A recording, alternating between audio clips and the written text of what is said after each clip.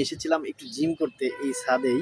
তো আসার পরে বিশ্বাস করাতে পারবো কিনা জানি না। আমি বুক ডাউন দিয়েছিলাম। আ কাউন্ট করিনি আসলে কতটা করেছিলাম। তো চেষ্টা করেছিলাম একটু বেশি সংখ্যা করার জন্য। কিন্তু ভাই আসলে বিশ্বাস করবেন না যে আমার এই সাইডটায় এত, এত পরিমাণ ব্যথা করছে যে আমি গত ২ দিন অফিসে গিয়েও কিন্তু এই কষ্টটা উপভোগ করেছি। আ বুঝতে পেরেছি যে কি কষ্টটা হচ্ছে। আমি আমার এক সহকর্মীকে বলেছিলাম, "ভাই এই কাজটা একটু করে দিন। আমার হাতে কিন্তু প্রচুর ব্যথা।" আ তো উনি হয়তো বিষয়টা বুঝতে পেরেছিল এবং আ আমাকে হেল্প করেছিল। যদিও কাজটা খুব একটা কঠিন ছিল না। তো যাই হোক আসলে যারা জিম করেন বা জিম করছেন, আ জিম এমন একটা জিনিস প্রতিনিয়ত কিন্তু আপনাকে সবল এবং সুস্থ রাখবে এই জিম।